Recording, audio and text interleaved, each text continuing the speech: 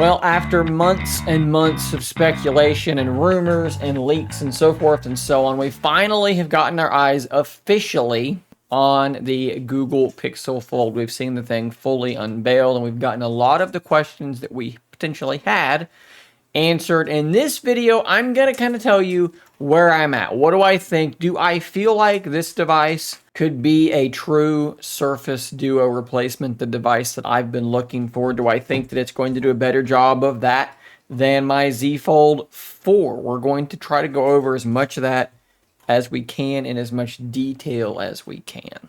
Let's start things off talking about the hardware, because there's actually quite a few pretty interesting notes there to be had. And we got to start off talking about the thing that I wish that we didn't have to talk about so much, but it keeps coming up in the comments over and over and over. We're going to talk about the bezels. Obviously, the Pixel Fold has a bezel up top and a bezel down below that is wider than what you're used to on other more modern devices. When you compare it to something like the Z Fold 4, it's going to look like those bezels are, cartoonishly large. But I actually have some reasons why I prefer these larger bezels. I'm going to go over them very, very quickly because I've talked about this a couple times already. But there are actually more reasons than I realized, at least one more reason that is, I think, important, and it makes it clear how the Pixel Fold is more like Surface Duo than I think that we all anticipated. So reason number one is I don't like hole punch cameras. They're okay, but they are obstructions in the screen, and I just don't prefer them. I don't want any cutouts in my screen. They are annoying, and while you do kind of stop seeing them, you don't ever fully stop seeing them. So having nothing in the screen is preferable. People then say, use the under-display camera like Samsung has. Well, the camera quality is absolutely terrible, and for people like me that are photosensitive, under-display cameras are often more visible and far more problematic than a hole punch because they have this screen door effect shimmery thing going on lighter colors, and they, for me, trigger almost instantaneous eye and head pain, nausea. They are horrible for me. So with the Z Fold, you've maybe noticed in some of my videos that I have, with good luck, I have it filled with black because I simply cannot look at those under display cameras. Filling it with black is the only way that I could really use this phone. So those are my reasons. But the additional reason for the Pixel Fold having the bezel up top and down below actually came from some of the coverage. I can't remember exactly who said this. I want to say it was MKBHD in his quick preview of the Pixel Fold, but he said he was told that if you look at the Pixel Fold, you can see that a lot of the hinge mechanisms are in that actual bezel. The hardware for the hinges are in the bezel. And by moving it from underneath the screen to up in the bezel, you actually keep the device thinner than otherwise. They've also apparently done some things to make this hinge, as they're calling it, the most durable hinge available. They also called it the thinnest foldable, and that's not true. So who knows what their claim about the hinge actually will end up being, if it's true or not, I guess is how I should phrase that. But at any rate, moving the hinge into a bezel, just like you have on the Surface Duo, can allow the device to be even thinner than it otherwise would have been. This is all personal preference, though. If you prefer the hinge style and the bezel style of the Z Fold, probably the Z Fold is going to be the device for you. For those of us that feel otherwise, or maybe just don't care, this is what the Pixel Fold is simply going to look like, and these are the reasons why I'm not bothered by it. Now, something that I must admit I am far more concerned about are the reports that the Pixel Fold doesn't really want to fold totally flat, or open totally flat would maybe be the more logical way to put this. This is a common thing that begins to happen on older, like Z Fold devices. As they begin to age, people will report, they're like, hey, my Z Fold is about there, and I gotta like really pull on it to get it to go totally flat. I've not seen that personally, but I've seen many reports of it, and people are saying that's basically how the Pixel Fold comes out of the box. Now, I have a tweet here from Mr. Mobile where he sort of addresses the not folding flat thing. The Pixel Fold can fold flat, or at least nearly flat, but you need to really bend it to get it there. Too much for comfort, he says. The explanation he was given by an engineer, not PR, is that they used a high friction hinge for rigid positioning, and that this was the trade-off. And you can see some of the images here, what we're talking about.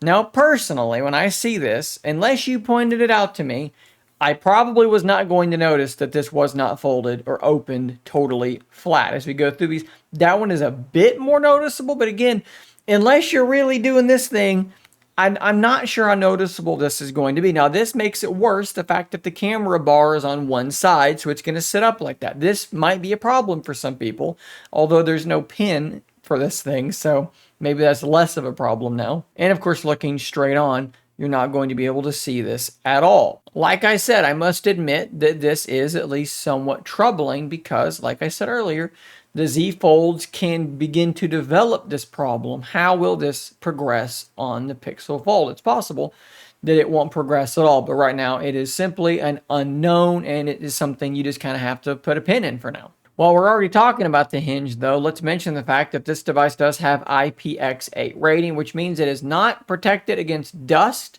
but is protected against water in the same way, I believe the exact same way as the Z Fold 4. So you're not going to be throwing it into your pool, but if it gets wet out in a rainstorm, it's going to be totally fine. Don't take it to the beach, though, because sand dust could potentially be a problem. One last note on the hinge. Well, we already used a Mr. Mobile tweet. We'll just use another one here because it was right there in line, and this is rather convenient because it was already pulled up the crease.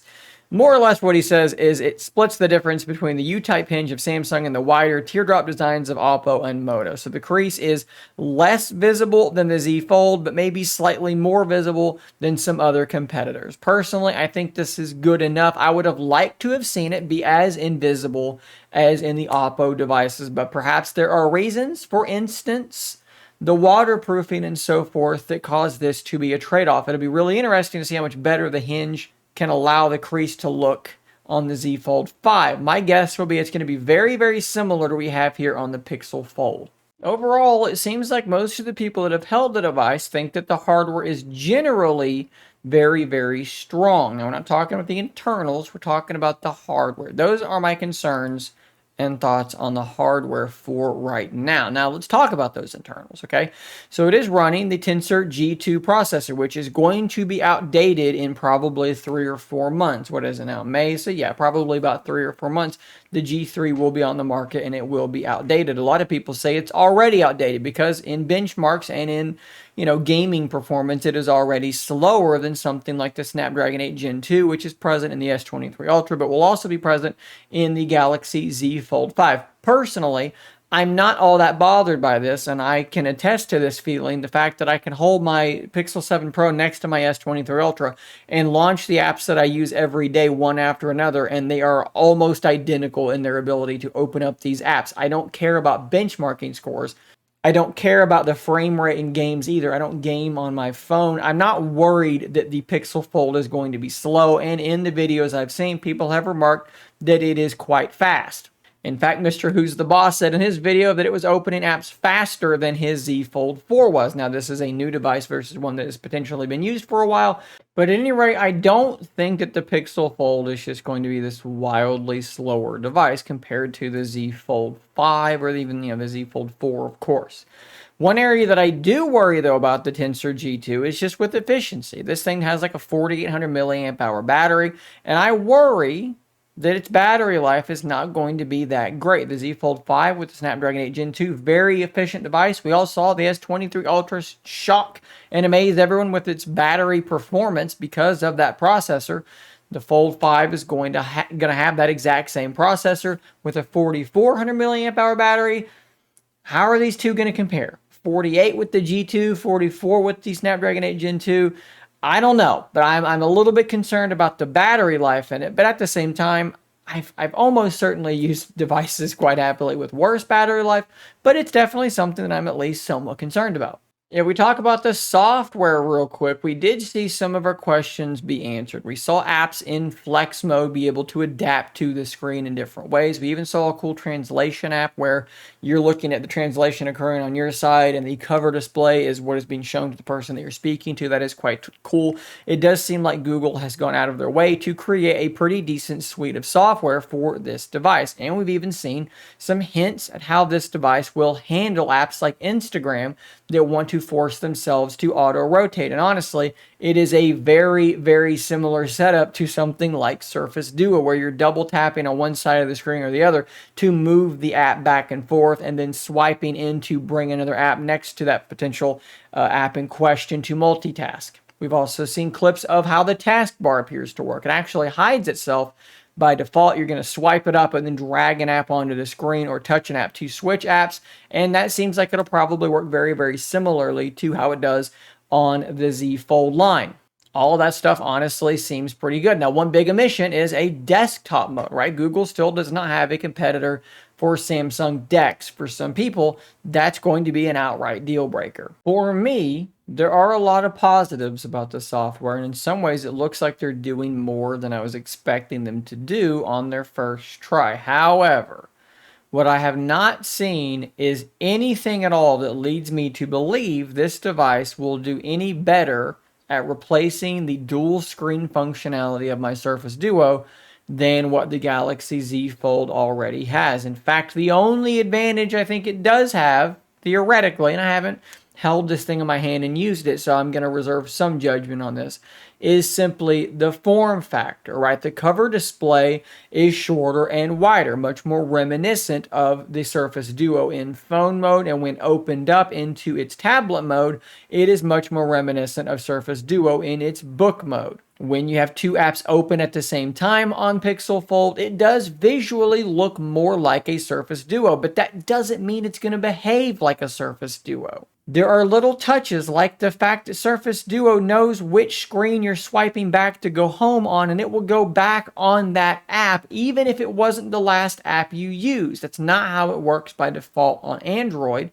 And I suspect that the Pixel Fold will likely get this as wrong as Samsung does, where their functionality is, it doesn't matter what side of the screen you swipe back to go home on, it matters what app you last interacted with. And that is just a dumb functionality. Duo gets that right. And there are going to be lots of little things like that that I don't think Pixel Fold is going to get correct. And that, when you pair it with the fact that this thing is $1,800, finance it on the Google Store, $75 a month. That is a lot of money to pay for a device.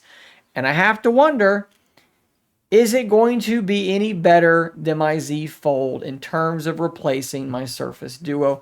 And frankly, I just don't know. I do expect that the cameras are going to be very good. I'm probably going to really enjoy having that 5x optical zoom because I really love having it on the Pixel 7 Pro and even the 10x in particular on the S23 Ultra. I've gotten some really cool pictures out in the wild using that telephoto lens, so that was going to be very, very cool. But again, for $1,800, am I super gung-ho and saying, yes, I think this is going to be a meaningful improvement, a meaningful bridging of the gap between Fold and Duo over the Z Fold? No, I'm just not that confident. The form factor is obviously the most important thing for me, okay? I've talked about that. The form factor is the biggest feature for the Pixel Fold for me. But is it going to do enough to make this a true Duo replacement? My gut tells me no, but my gut also tells me, maybe my head is telling me this, there's no place else to go, and I may have to just sort of suck it up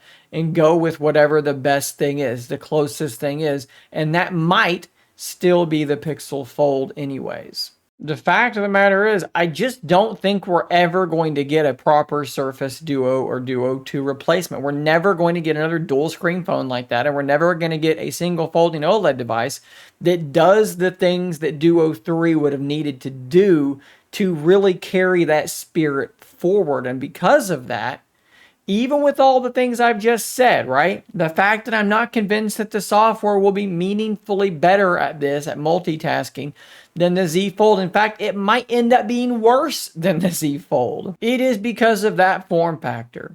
The aspect ratio of the screens, the thinness, the Google Pixel camera, and for me, a big piece of this is the rest of the Pixel software, the really cool features like Now Playing, like the call screening service. There's a million and one really cool Google Pixel features that as soon as my SIM is out of a Pixel, I'm like, oh, I kind of miss that. I kind of miss those features. I just prefer the Pixels over Samsung devices. It's because of these things that the Pixel Fold might still stand the best chance of being the best option we have to jump ship, and it is because of things like that.